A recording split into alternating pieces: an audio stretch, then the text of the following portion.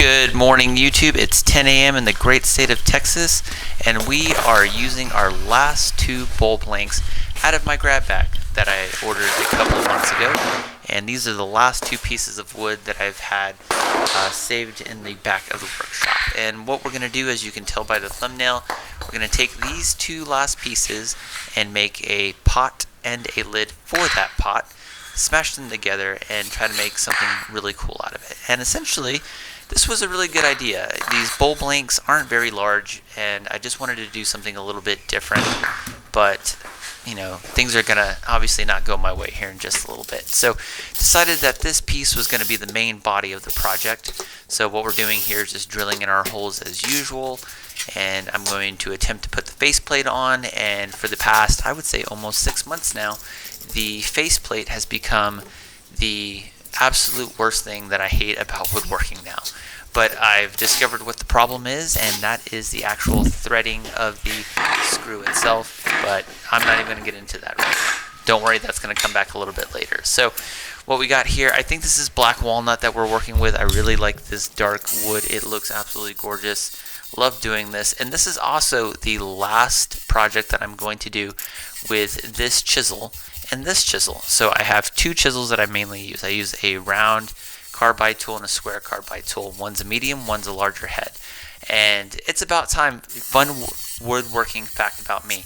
I very rarely sharpen or change these tips because I don't know why. Because usually they work really well. I don't have usually an issue with it.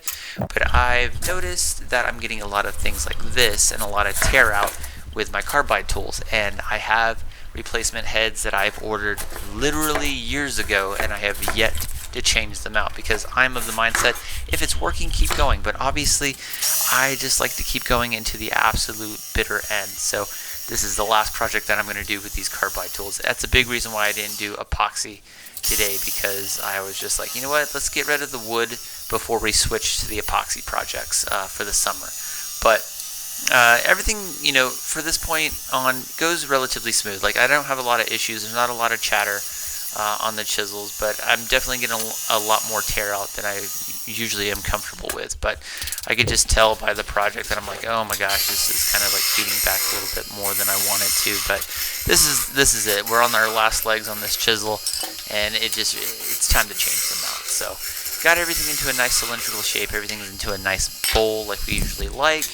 And then we're just going to go ahead and make a mortise and then flip it over, gouge it, and then this portion of the project will be over. But this part goes relatively smooth. You can see here, you know, I've become comfortable enough to where I know what I'm doing with the chisels, even though I get a little bit of feedback with them. Not a whole lot of problems here. And also, real quick, complete change of subject. Thanks to everybody that left a nice comment about my wife doing my commentary last week. And back to the video real quick. Also, when using a drill, it's super important to ensure that the rotation of the drill is the way you want it to go. So what I noticed with this one, I couldn't get the screws out. You know why? Because I didn't flip the switch to go into the opposite direction. So again, user error. And I've been doing this long enough to where I should have known that that was the problem, and I got aggravated and ended up throwing my drill instead. But anyway, back to what I was saying. Thanks to everybody that left a comment about my wife doing my commentary on my last project. She did a really good job, and I'm glad that we got some positive feedback for that. So thank you everyone for that. But anyway, back to the video. So started the gouging portion out. This, you know, went relatively well. Not a whole lot of issues here. Nothing flew off the lathe, which is always a good thing. And here's a different angle of me trying to do that on this side, and can't really see into the actual bowl itself. So I'm just doing most of this by feel. But not a whole lot of issues here. This goes out relatively well, and surprisingly not using gloves, because I actually lost my gloves and I couldn't find them. But by the end of the video, I end up finding them where they are. So look. Exactly, bam, there's the gloves again. So here I am using my impact driver to screw in the faceplate to the second piece of wood here.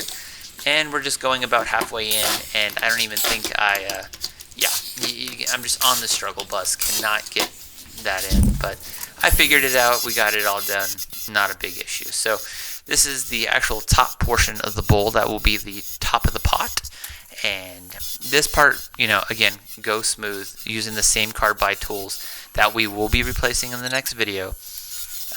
And then just everything going relatively smooth here, and a lot of material to work with. The great thing about making a lid when you actually have the material to work with is that you can make a lot more mistakes and you can go back and correct them, which is definitely going to come in handy in this one. And now all we're going to do is make a mortise so that we can flip it onto the wood chuck, or the chuck for the lathe, and then actually make our portion here. But there we go, sizing it up just a little bit, and then we're just going to go a little bit deeper in depth, which is pretty good because there's going to be some issues a little bit later. So once I got that flipped over, now we can actually start the actual sizing up of the actual lid. And you're thinking to yourself, maybe there's a lot more material than we need for a lid, but as you're going to see here a little bit later, having more material, you get a better dome looking shape. And I'm going to screw this project up because you got to learn from your mistakes, and I think it's super important that we do this on the channel, is just show just everything that goes wrong. And we get a good size fit for this, and now we're going to make the mortise, but there's still those giant screws that were in there, and it kind of looks ugly, but I'm like, you know what, it's going to be on the inside of the bowl, nobody's going to see it, so I'm not too worried about it. But I get, from an aesthetic standpoint, it does look kind of ugly, but I just went ahead and left it. So I'm like, okay, cool, whatever. And this is just me flipping it over so that we can make the actual dome side once I got everything else kind of done here. So this part goes, relatively well, and I'm being a lot more aggressive with the actual chisels here, taking down a lot more material than I usually would. If you guys go back and watch my previous projects, I ended up taking down a lot more wood because there wasn't a lot of wood to work with. So this is a lot more forgiving, so you can actually make an actual dome. I know some of the lids that I've done in the past have been very small, but when you got this much material to work with, it's a lot more forgiving, which is pretty good in my opinion. You can just see here, it's just taking layer by layer off and not having a lot of issues here. And then we can start my actual favorite part, which is sanding. And here's a problem that I had earlier. I sized everything up, but then I started to notice that, not everything was turning equal, and I was getting a lot of tear out. You can see there. I started and stopped the lathe thinking it was maybe a chisel issue, but it's just a technique issue. It wasn't tight enough to figure it, or tight enough to turn, because once the chisels hit it, it just started to tear out. So what I ended up doing was just putting the actual lid back onto the lathe and then just working down the material. Found that just to be a little bit easier. I essentially was trying to make everything even, but it was just a mistake trying to do two of those pieces at the same time, and just went back and just put the lid on there and then just worked down the material and hope it sized up really well, which it does later on. So last week you saw me put a blue dot on top of the actual lid portion itself, and I thought, you know what, let's maybe do something in that same vein. And this is essentially, in my head, I'm thinking this is a really good idea. And I was, okay, really happy with that. So now we're going to sand it. We're going to go from 80 to 120, and then we ended up going up to 180 on this one. So we're going to do both the lid and the pot. But this giant hole that you see in the center is going to be filled, and it is going to look absolutely disgusting. So we'll get to that part in just a moment. But here we are sanding the actual pot portion of it here. And this goes relatively well. The great thing about working with wood is that you don't have to do a lot of sanding. I mean, granted, it does help, but for most of these projects, I don't go past 180 for the most part. So here's a combination of all the wood chips and just everything, that we got to clean up. And I'm looking at this and I'm like, hey, this is looking pretty good. Not a whole lot of issues here. This actually looks pretty good, and you can see all the mess there that I have to clean up. But we're going to get that cleaned up, and then we're going to polish this wood, and you can just see the wood grain just kind of pop on this. It looks absolutely gorgeous. I love how this looks, minus the tear out that I had there from my screw up earlier in the project. But for the most part, love how this looks, and then we just polish it up here. It looks really, really good in my opinion. And then we're going to do the same thing with the main body, this black walnut. Just, man, this is probably my favorite wood. Like, I just love how this looks. It looks absolutely gorgeous. I just wish I could afford more of it, but it's kind of pricey, so I'll take what I can get. And there's my good camera work there, just getting a shot of my elbow and what that looks like. So usually I put light bright pegs as the lid, but I thought it would be cool to put 3 or 4 light bright pegs down and then cover it with epoxy. And then I was gonna just use a small bit of blue dye so that it wouldn't turn yellow, because everybody knows that some resins will turn yellow over time, but if you put a little bit of blue in it, that it prevents that. But my dumbass uses 15-minute epoxy because I'm in a hurry and I want to get this done, and I end up pouring way too much to begin with. So I'm like, oh shit, and then I'm trying to clean this up, just get this, I'm like, okay, hurry, because this 15-minute epoxy is going to set up. And then I'm trying to clean it up. I'm folding the napkin 50 different ways, trying to get the layers off of it. And I'm thinking, it's okay, we're going to save this. It's going to be fine. And, for the most part, it was fine. But then I tried to come back and hit it with a torch to pop those bubbles.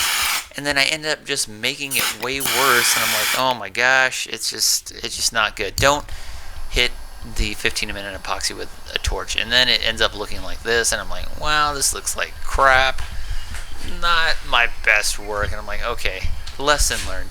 Don't use 15-minute epoxy for this purpose.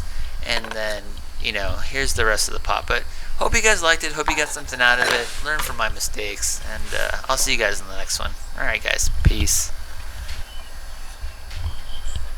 Alright, so project is done. And initially this was going to look really cool. And then I messed up and did that. Just messed up and did that. So the inside of it looks cool. Now this, I could have gouged down the portholes and all that. And you guys saw me just drilling non-stop into there. And then there's a bunch of catches on this as well. So not my best project, but we did get it done. And I did learn a valuable lesson about trying to use 15-minute epoxy as clear epoxy. I know better. I've been doing this long enough. I know better.